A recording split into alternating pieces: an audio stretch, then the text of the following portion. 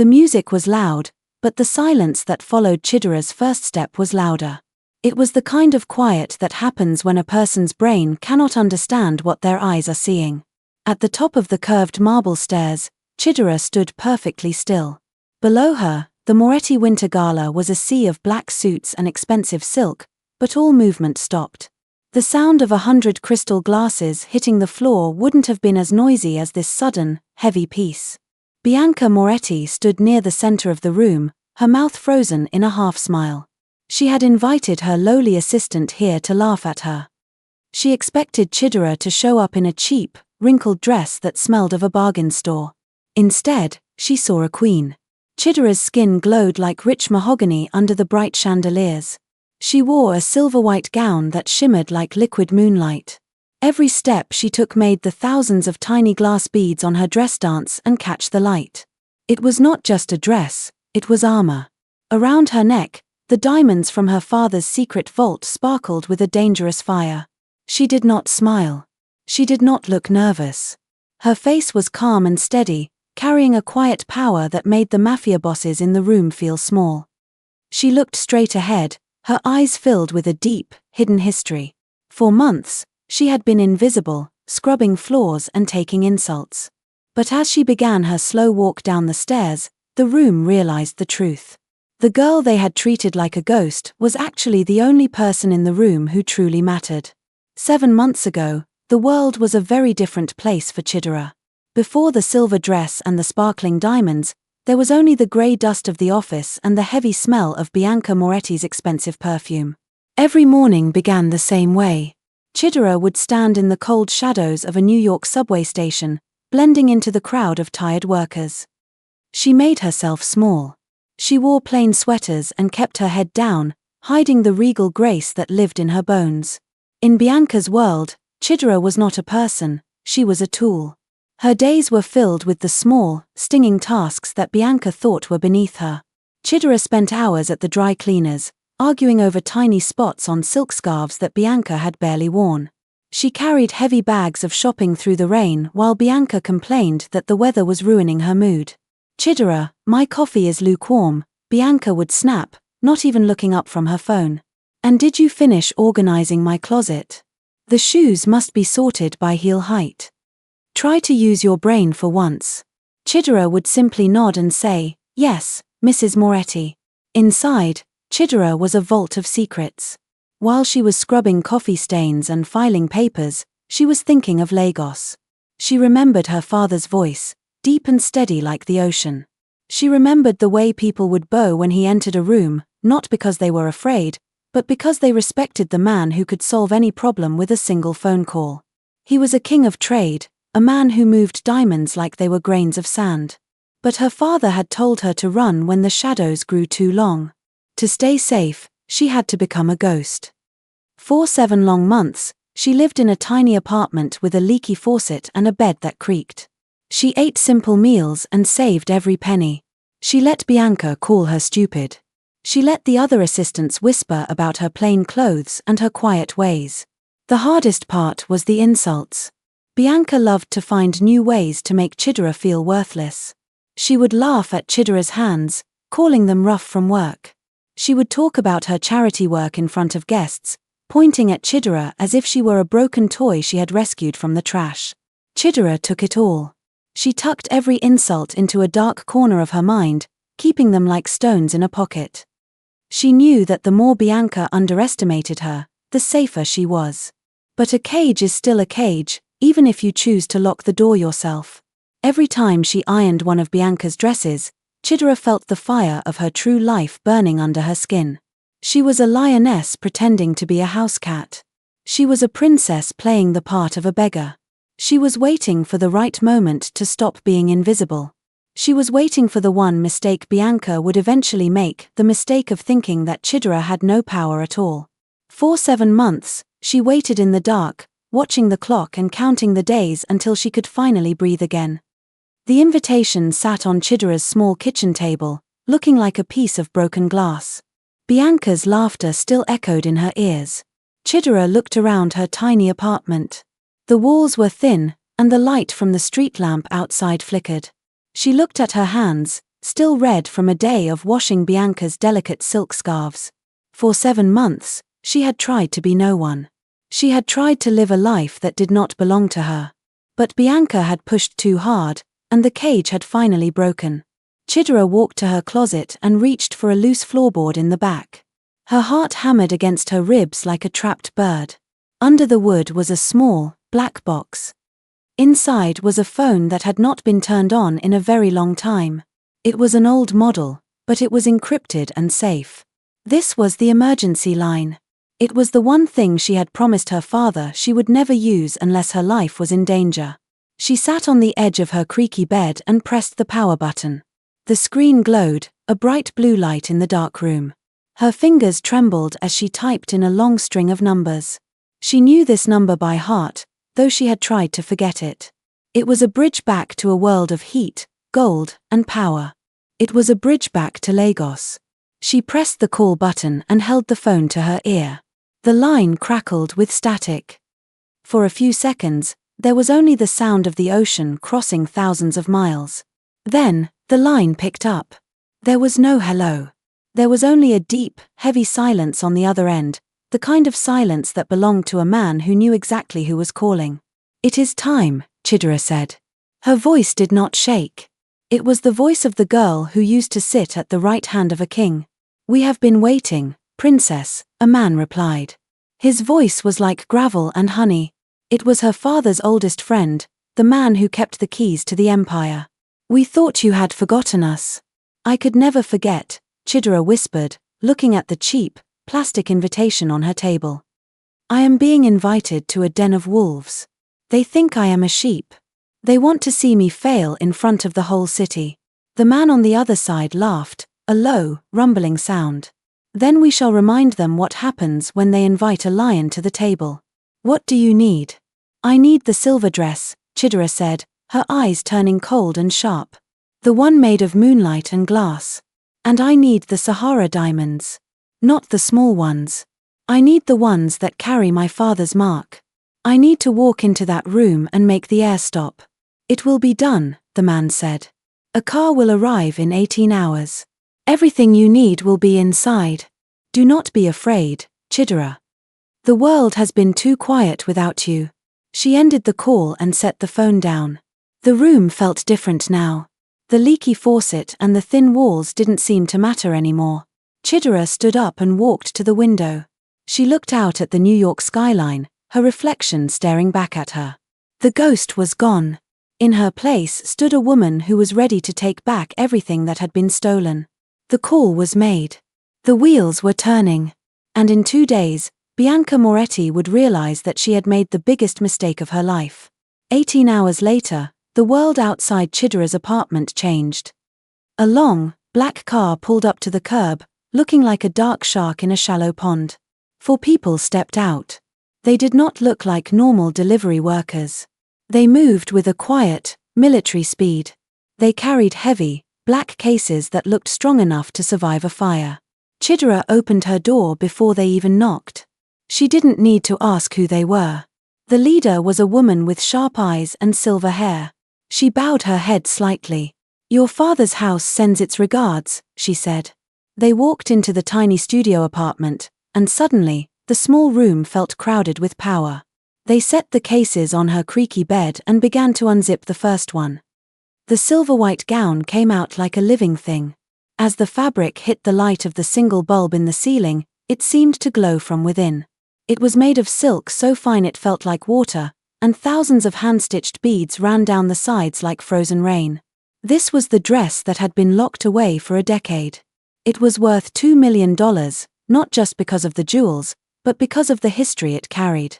It was a masterpiece of the Sahara, a dress made for a woman who was meant to rule. Then, the silver-haired woman opened the smallest case. Inside, resting on black velvet, were the diamonds. These were not the kind of stones you saw in jewelry stores. They were huge, raw, and clear as mountain ice. These were the eyes of the Sahara. They had been in Chidera's family for over 100 years. They had been used to stop wars and build cities. When Chidera looked at them, she saw her father's face. She saw a history of strength that went back further than the Moretti family could ever dream. The stylists began their work. They didn't speak. They moved around Chidera with practiced hands, pinning the silk and polishing the stones. One woman brushed Chidera's hair into a sleek, low updo that made her neck look long and elegant. Another applied makeup that didn't hide her face but made her features look sharp and royal. As they worked, the tiny apartment seemed to disappear. The smell of the leaky faucet was replaced by the scent of expensive oils and ancient wood. Chidera stood perfectly still, letting them build her armor. She could feel the weight of the diamonds against her skin. They were cold, but they made her blood feel warm. When they were finished, the lead woman held up a mirror. For a second, Chidera didn't recognize the woman staring back. The tired assistant with the red hands was gone. In her place was a statuesque figure of silver and light. She looked like she could command an army with a single glance. "You are ready," the woman whispered. Chidera picked up her small clutch bag. She looked at the cheap walls of the apartment one last time. She was leaving the assistant behind in this room. The Sahara diamonds were back in the light, and the world was about to find out exactly what happens when you try to humiliate a queen. She walked out the door, and for the first time in 7 months, her head was held high. The transformation was more than just putting on a dress. It was a ritual. For 7 months, Chidera had painted herself in the colors of a shadow. She had used cheap lotions that smelled of nothing and wore her hair in messy buns to hide its thickness and shine. She had worked hard to look tired, to look ordinary, and to look like someone who didn't matter. Now, that mask was being stripped away, and the war paint was being applied. The makeup artist worked with a focus that was almost scary. She used a foundation that matched Chidera's rich, dark skin perfectly, making it look like polished wood under a golden sun. There were no bright, distracting colors. Instead, she used shades of bronze and deep brown to sharpen Chidera's cheekbones and make her jawline look as strong as a blade. Her eyes were lined in a dark, smoky black that made her gaze look intense and focused. She didn't look pretty in a soft way, she looked dangerous in a beautiful way. Next came the hair. The stylist pulled it back tightly, smoothing every strand until it was a sleek, dark crown. It revealed her ears and her long neck, making her stand taller. This wasn't a style for a girl hiding in a cubicle. This was the hairstyle of a woman who was ready to look her enemies in the eye. Then came the final touch, the diamonds. As the silver-haired woman fastened the eyes of the Sahara around Chidera's neck, the room seemed to get colder and brighter at the same time. The stones sat heavy against her collarbone. They were a reminder of where she came from. Each diamond was a story of her father's hard work and her family's long history. Wearing them felt like stepping back into her own skin.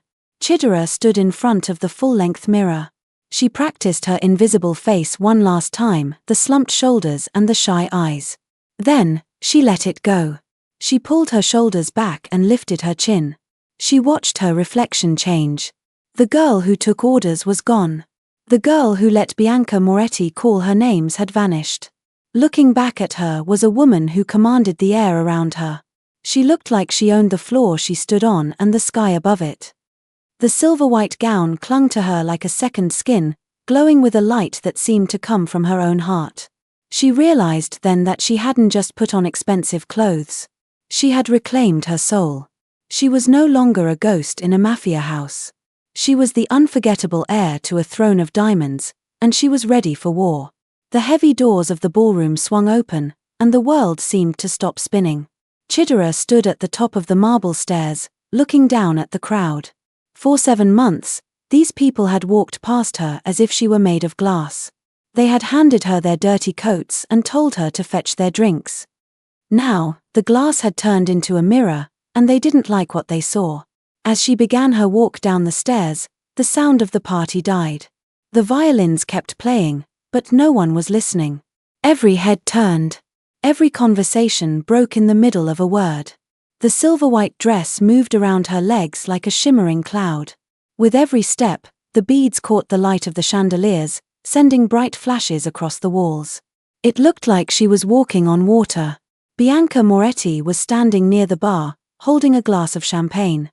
When she saw Chidera, Her hand shook so hard that the drink spilled onto her expensive silk rug.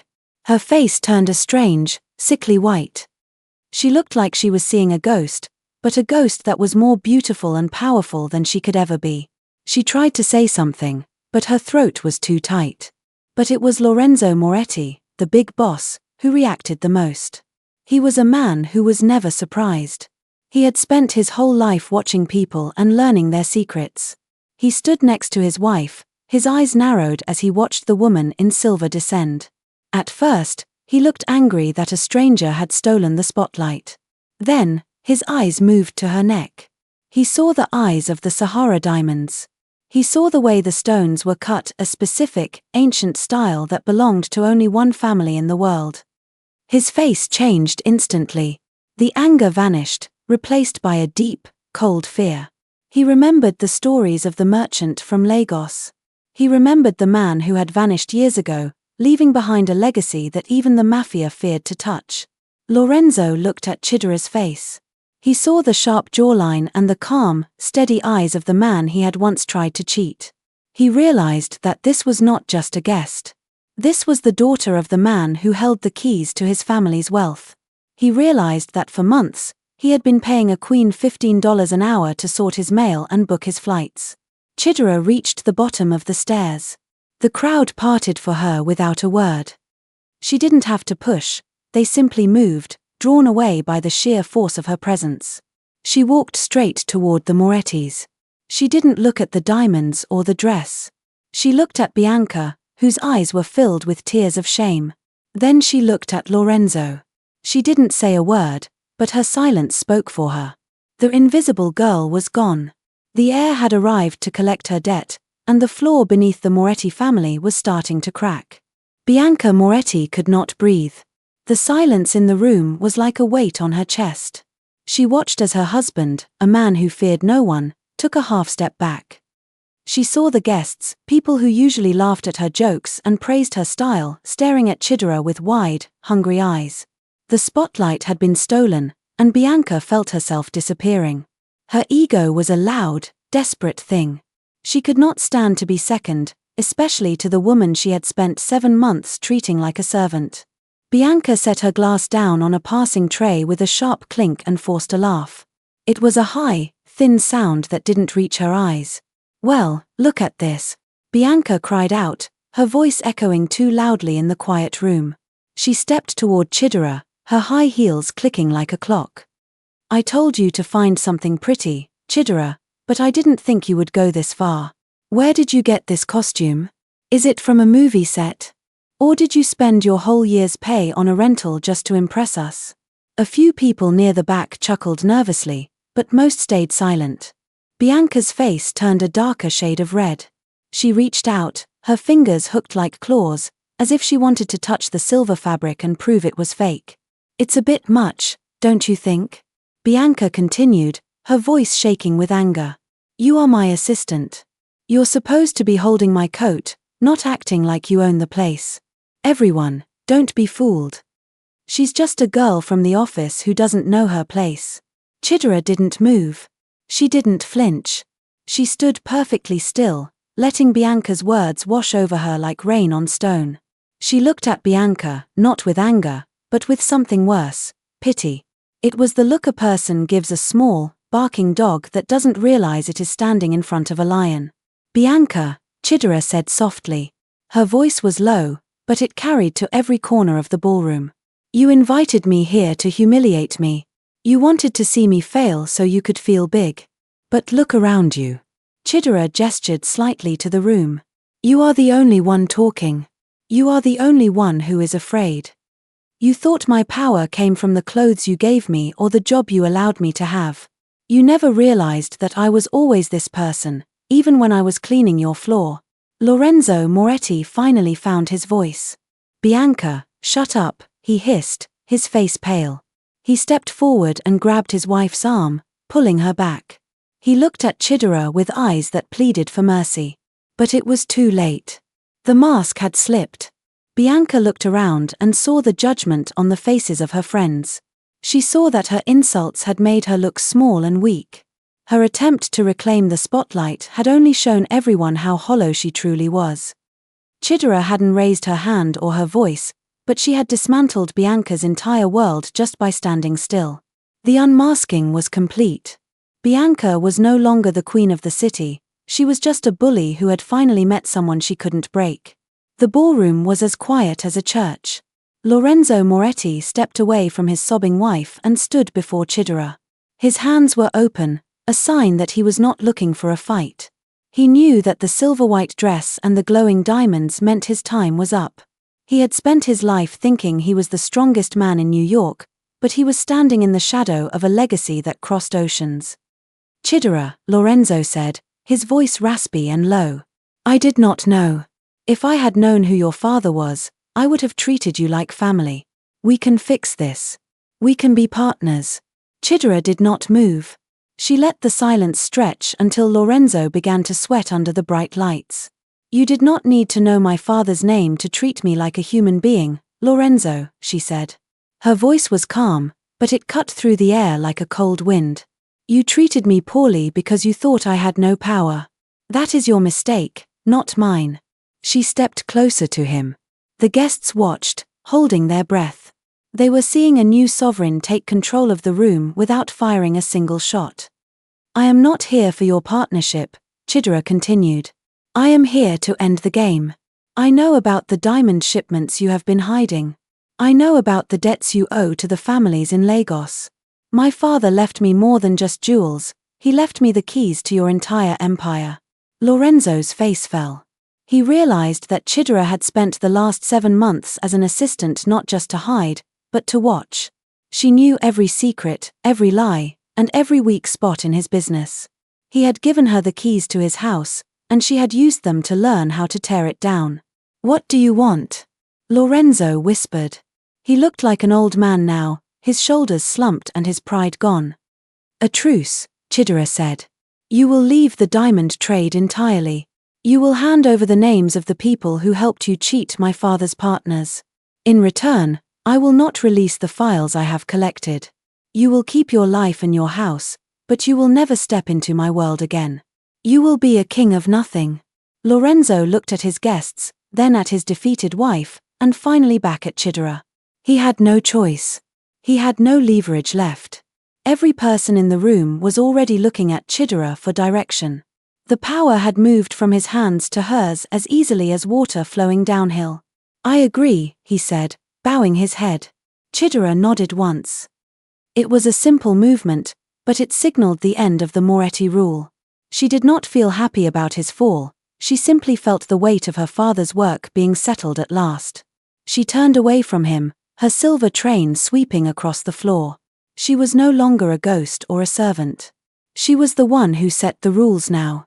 She walked through the crowd, and as she passed, the men who once ignored her bowed their heads in true respect. The new sovereign had arrived, and the world would never be the same again.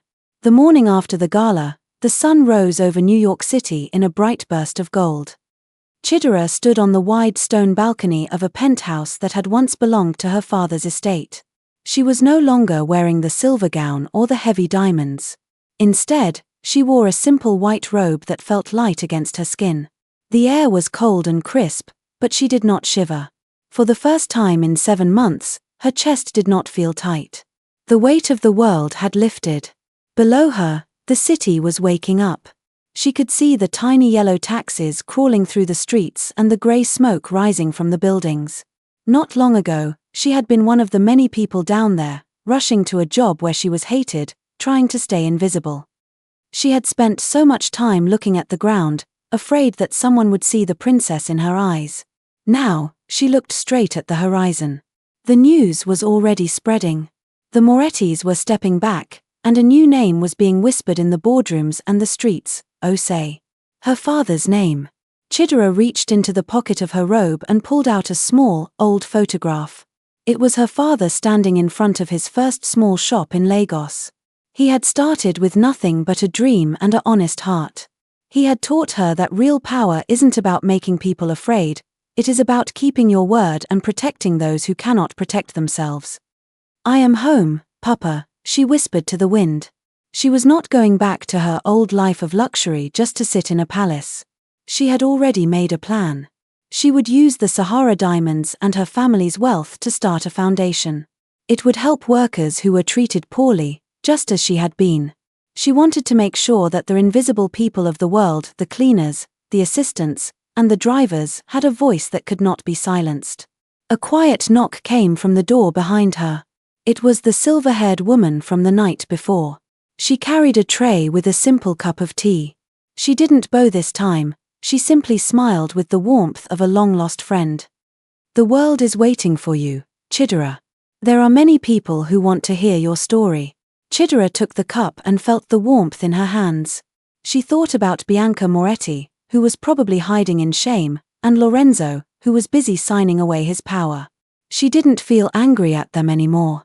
Their cruelty had been the fire that helped her find her own strength. Without the cage of the last 7 months, she might never have known how much she was capable of doing. She took a slow sip of her tea and looked back at the rising sun. She was no longer a ghost or a secret. She was Chidera Osei, the heir to a legacy of light. She was finally free to be herself, and for the first time in a very long time, she knew exactly where she was going. The Sahara diamonds were safe, her family's honor was restored, and her life was finally her own to live.